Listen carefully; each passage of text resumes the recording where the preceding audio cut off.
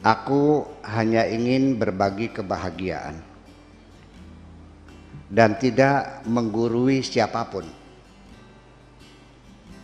Terlalu sulit bagiku untuk menyalahkan siapapun. Akan tetapi apabila ada orang yang ingin mengisi raporku, tentu aku sangat gembira sekali. Dan kujamin aku tidak akan sakit hati sedikit pun. Assalamualaikum warahmatullahi wabarakatuh. Bismillahirrahmanirrahim. Wassalatu wassalamu ala rasulillah. La khala wa la quwata illa billah, amma ba'd. Sobat Hima TV, marilah kita bersyukur kepada Allah Subhanahu wa Ta'ala. Malam hari ini kembali kita bersama dalam kajian kitab Fi Dhilalil Quran untuk kesempatan Kamis 10 Februari 2022 bersama guru mulia kita Buya Syakur Yasin MA, pengasuh Pondok Pesantren Cadang Pinggan, Indramayu. Salat serta salam semoga tetap tercurah limpahkan kepada Kanjeng Nabi Muhammad SAW, juga untuk keluarga dan sahabat-sahabat beliau.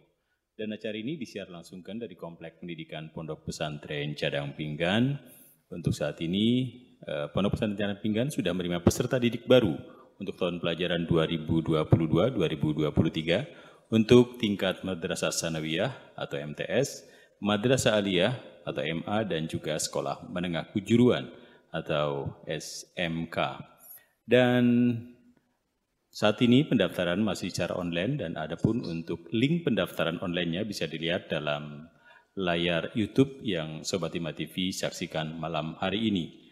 Baik, kita langsung saja bergabung dengan guru mulia kita, Buya Syakur Yasin, untuk sama-sama mengikuti kajian kitab Fi Dhilalil Quran untuk kali ini pada 10 Februari 2022.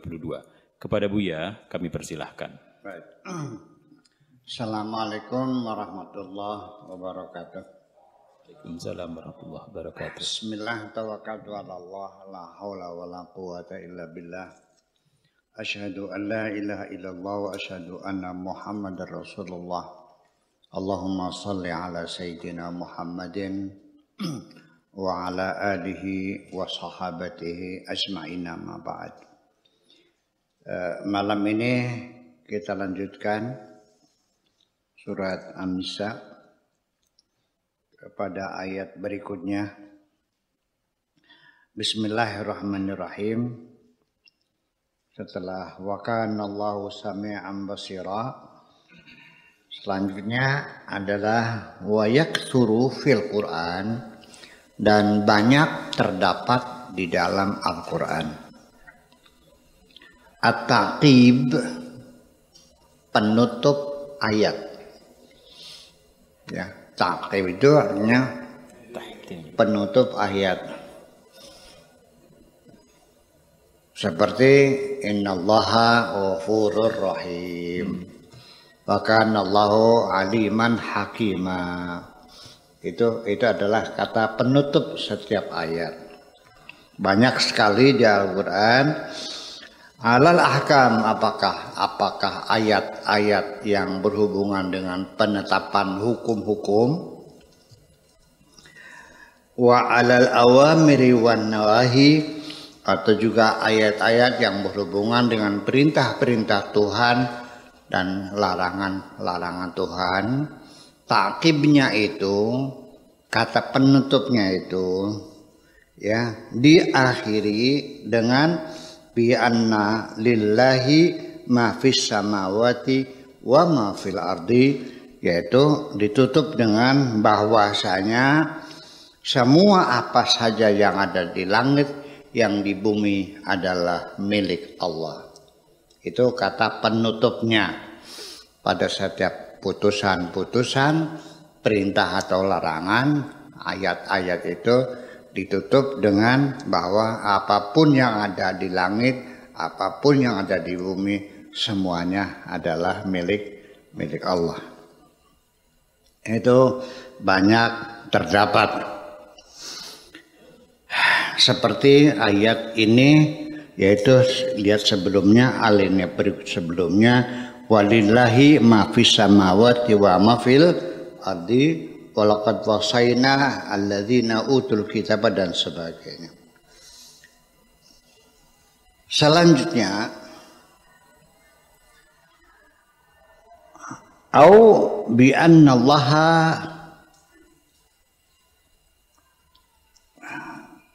bi anna lillahi mulkus samawati wal ard. Apakah satu menyatakan langit bumi sisnya milik Allah, atau juga bahwa langit bumi adalah dirajai oleh Allah. Allah sebagai raja langit dan bumi sisinya, atau juga pemilik langit bumi dan sisinya. Dua kata, penguasa yang punya kekuasaan sebagai raja atau sebagai pemilik. Saya kira antara pemilik dan raja adalah dua-duanya ya memakna sama. Raja ya punya kekuasaan untuk berbuat apapun, pemilik juga ya terserah gue, kan begitu persoalannya.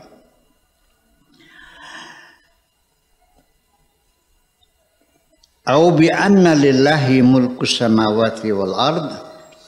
Fal amrani, dua persoalan tadi, kepemilikan dan kekuasaan itu mutalazimani, saling berkaitan. Fil haqiqati, pada hakikatnya adalah saling berkaitan. Fal maliku wa sahibus sultan, pemilik adalah yang punya kekuasaan fi mulkihi, dalam kepemilikannya. Wa huwa sahibu haqqit tasyri', dan dialah pula yang punya hak legislasi, hak membuat undang-undang. Ini saya potong sebentar, bahwa saya kira saya masih ingat, selalu saya mengatakan berulang-ulang bahwa yang punya hak untuk menentukan haram dan halal itu adalah hanya Allah. Hak prerogatif Allah. Kenapa? Karena dia pemilik, karena dia penguasa, bukan kita. Kita mah hanya kiai, bisanya ya hanya kata Allahnya boleh, kata Allahnya tidak boleh, bukan kita memutuskan. Ini menjadi persoalan sama sekarang. Jadi manusia, selagi manusia, apalagi manusia biasa, nabinya sendiri juga tidak diberikan kewenangan untuk mengharamkan kok. Atau dasar apa berani mengharamkan? Yang langit bumi semuanya milik Allah aja. Jadi yang berhak siapa? Itu namanya hak tasyri', hak legislasi, hak menentukan hukum adalah Allah. Begitu Nabi mengharamkan sesuatu yang oleh Allah dihalalkan, ya langsung ditegur dong, kena surat kemarahan. Ya ayyuhan nabiyyu lima tuharrimu ma ahallahu laka, wahai Nabi, kenapa engkau berani mengharamkan sesuatu yang dihalalkan oleh Allah? Dimarahin nggak tuh? Dimarahin nggak? Iya, kok berani-beraninya? Apalagi lu, lu sebagai apa di sini? Itu persoalannya. Jadi punya hak tasyri'. Liman yahtawiha hadzal mulk, ya itu punya hak membuat undang-undang, karena disitulah atas dasar dia sebagai sang penguasa, sebagai pemilik. Wallahu wahdahu, hanya Allah sajalah, huwal maliku, pemilik alam ini, tidak lain hanya Allah saja. Tidak ada siapapun yang ikut serta memiliki alam semesta ini. Ini satu. Wa min thamma, dan selanjutnya, fahuwa wahdahu, dan hanya Allah saja, sahibus sultan, yang punya kekuasaan. Tidak ada yang lain yang punya kekuasaan, hanya Allah. Allazi yusyarri'u bihin nas, yusyarri'u bihi linnas, yang punya hak legislasi, hak membuat undang-undang, membuat aturan-aturan. Hanya Allah yang punya aturannya kok, yang milik dia. Gitu. Fal amrani mutalazimani, kesimpulan terakhir, antara Tuhan sebagai pemilik dan Tuhan sebagai raja adalah dua hal yang saling berkaitan satu dengan yang lainnya. Kadzalika yabruzu huna min wasiyatillah subhanahu. Di sini juga kelihatan dengan nyata wasiat atau pesan Allah subhanahu wa ta'ala likulli man unzila alaihim atau likulli man anzala alaihim kitaban. Wasiat Tuhan kepada seluruh umat manusia yang telah dituruni Alkitab, yang telah yang telah diberikan Alkitab, artinya yang sudah diutus seorang nabi dan sudah disampaikan kitab sucinya, itu diwasiati oleh Allah al-wasiyah bittaqwa, yaitu diwasiati supaya bertakwa. Seperti dalam ayat ini, walaqad wasainal ladzina utul kitaba min qablikum, dan kami telah memberikan wasiat kepada mereka orang-orang yang mendapatkan atau yang telah dituruni Alkitab sebelum kamu, wa iyyakum, dan juga terhadap kamu diwasiati oleh Allah, disuruh apa? Disuruh bertakwa. Jadi yang bertakwa ini ya bukan hanya orang yang beragama Islam. Dari sejak zaman dahulu juga orang-orang yang beragama, yang punya kitab suci juga sama mendapat pesan Allah supaya bertakwa. Di sini dalam kitab tafsir seperti Tobari, Ibnu Katsir dan sebagainya sebagai tafsir-tafsir induk, itu malah justru mengatakan begini. Dalam ayat yang selalu digembor-gemborkan oleh para mubaligh, oleh para kiai, bahwa Islam itu adalah agama yang cinta damai, agama yang rahmatan lil alamin, agama yang penuh kasih sayang, dan seterusnya dan seterusnya, yang siap bekerja sama dengan segala suku bangsa, dengan segala pemeluk agama-agama. Qala ta'ala wa qad ja'alnakum syu'uban wa qabaila lita'arafu inna akramakum indallahi atqakum. Itu dalilnya begitu. Tetapi ketika saya baca di kitab-kitab tafsir, rujukan-rujukan kitab tafsir-tafsir induk, ternyata ayat ini dinyatakan oleh para mufassirin kerjasama umat Islam di sini bukan dengan non-Muslim, tapi kerjasama sesama umat Islam. Mentah lagi kan? Jangan salahkan saya. Ya, silakan kita buka kitabnya. Dengan dalil apa? Dengan dalil inna akramakum indallahi atqakum, yang paling mulia di sisi Allah adalah yang paling bertakwa. Yang bertakwa siapa? Orang yang beragama Islam. Non Muslim nggak ada yang bertakwa, katanya gitu. Jadi takwa itu hanya orang yang beragama Islam. Di sini mengatakan Allah pesan takwa kepada agama-agama yang lain juga. Umat-umat yang beragama yang punya kitab suci juga. Itulah tafsir. Itulah tafsir makanya.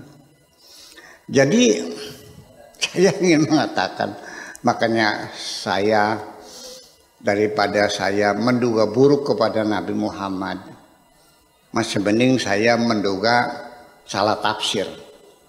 Kalau kita menyalahkan mufassir, murtad enggak? Enggak dong. Kalau menyalahkan Rasul,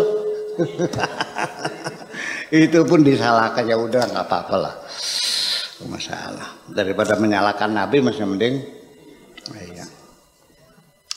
Ya artinya kenapa saya menyalahkan tafsir, mufassirnya yang salah, mungkin salah tafsir. Karena apa? Orang mencuri dipotong tangannya lalu disuruh digantungkan di lehernya. potongan tangannya itu digantungkan di lehernya. Kalau nggak percaya saya bawa kitabnya sekarang, Madzhabul Arba'ah, ya 4 mazhab itu kitabnya ada di bagian bab as-sariqah, itu saya baca, itu nggak masuk di akal. Saya merasa terganggu.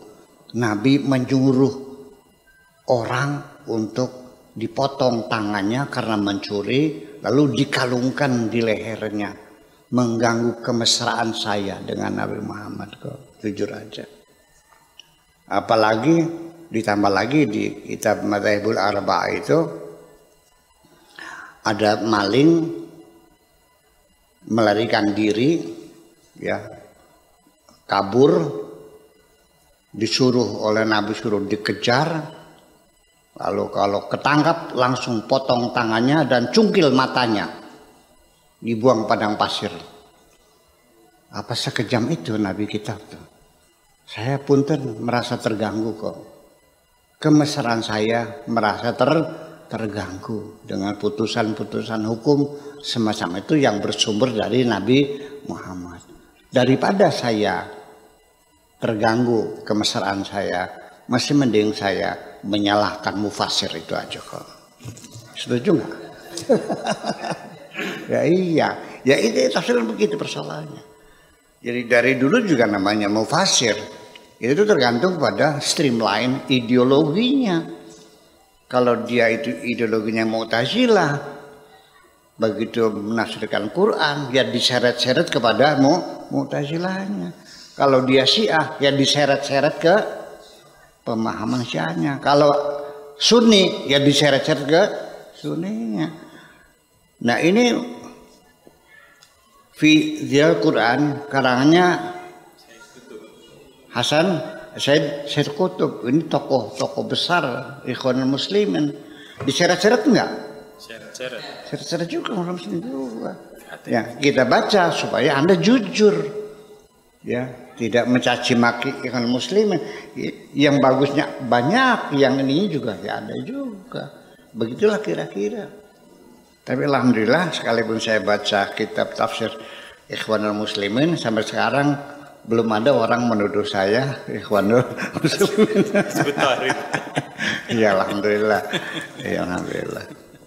Iya, karena kita baca. Jadi kalau saya baca kitab Injil, nanti saya Nasrani gitu. Ya, iya, jadi baca. Di kitab Injil banyak kata-kata hikmah, kata-kata mutiara, ya ajaran-ajaran yang luhur banyak. Coba bilang, iya dong, lah iya kan gitu. Itu. Jadi artinya bahwa karena tafsir itu selalu diwarnai oleh ideologi mufasirnya, makanya kita dalam baca kitab tafsir ya berhati-hati juga karena kan berbeda. Semuanya kita baca, nah akan terlihat perbedaan semacam itu. Lalu di akhirnya al-wasiyah bittaqwa wa dzalika ba'da ta'yini man lahu mulkiyatus samawati wal ard, yaitu setelah adanya penetapan bahwa Allah lah sebagai pemilik langit dan bumi ini, wa man lahu haqqul wasiyah fi mulkihi, dan siapa yang punya hak untuk berwasiat dalam kerajaannya itu, dalam pemerintahannya itu, siapa yang memberi wasiat, ya sebagai memberikan dekret lah kalau di sini mana namanya itu, yang punya hak dekret adalah hak prerogatif presiden. Ya, dalam agama wasiah juga sama, itu hak prerogatif Tuhan. Ya itu. Kalau kita namanya tausiah ya.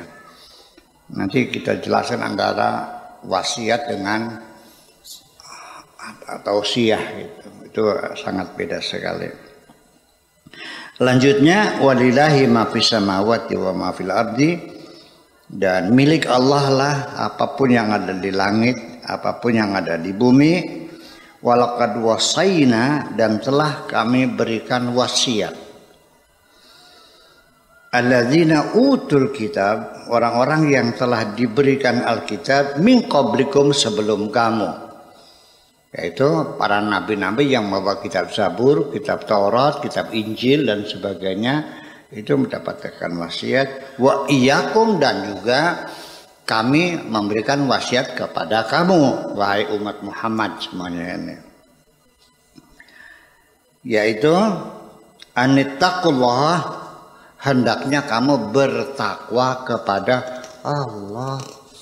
Jadi yang punya kitab Injil ya diwasiati oleh Allah untuk bertakwa. Yang punya kitab Taurat ya diwasiati untuk bertakwa. Dan yang punya kitab Zabur juga diwasiati untuk bertakwa.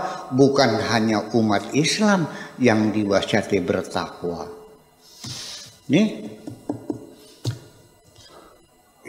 masalah, dan sudah kita diskusikan dengan Pak Profesor Quraish Shihab kan. Kalian hadir kan waktu itu tuh. Gimana Pak Quraish Shihab nih? Ini tafsirnya. Tuh Ibnu Katsir, Tabari, tafsir terinduk bahwa ayat walaqad ja'alnakum syu'uban wa qabaila lita'arafu itu bukan menunjukkan umat Islam siap bekerja sama membangun peradaban dengan agama-agama yang lain, dengan bangsa-bangsa yang lain. Dibatalkan oleh tafsir induk. Itu adalah kerjasama sesama umat Islam, karena ada indikator inna akramakum indallahi atqakum, yang paling mulia adalah yang paling bertakwa, sedangkan yang bertakwa hanya umat Islam. Nah, itulah tafsir itu dia pernah selesai selalu seperti itu. Ya udahlah. Ya, sampai definisi takwanya sendiri itu juga tidak jelas.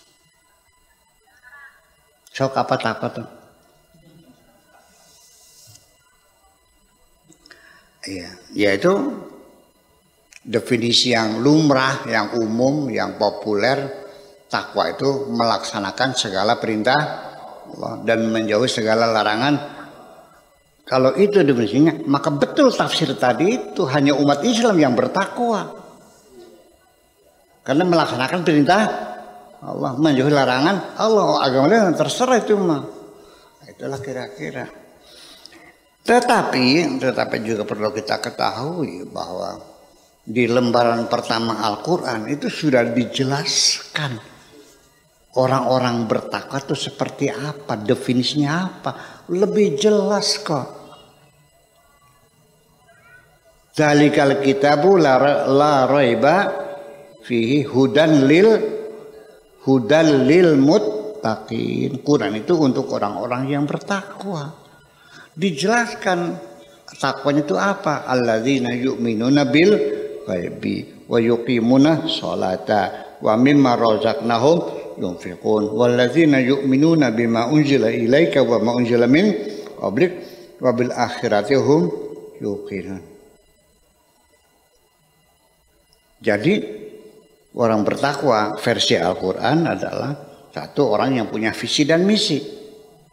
Yu'minuna bil ghaibi, punya visi dan misi, punya target, punya gagasan,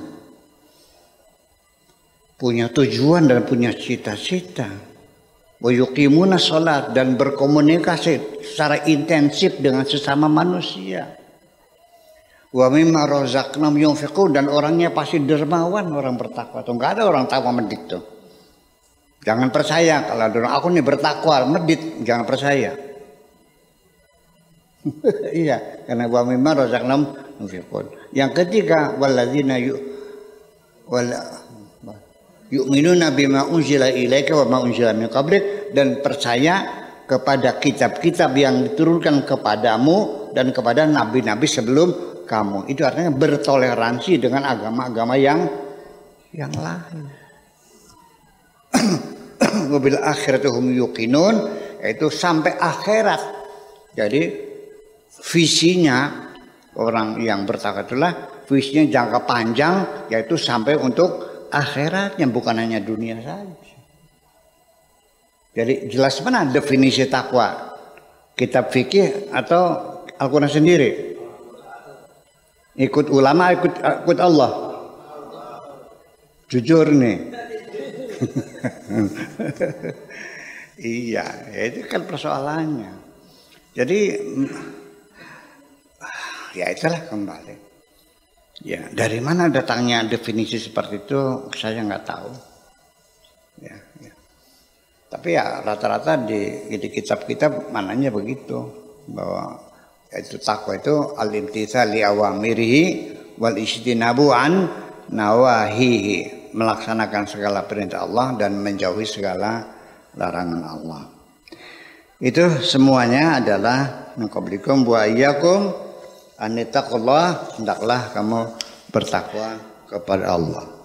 Jadi fasahibus sultan al-haqiqi huwa alladhi yukhsha wa yukhaf. Jadi artinya yang punya kekuasaan, yang layak untuk ditakuti, yang layak untuk ditaati, siapa? Yaitu adalah Allah. Yang ditakoi siapa? Ya Allah. Bertakwa kepada siapa? Ya kepada Allah, bukan kepada siapapun. Itu persoalannya.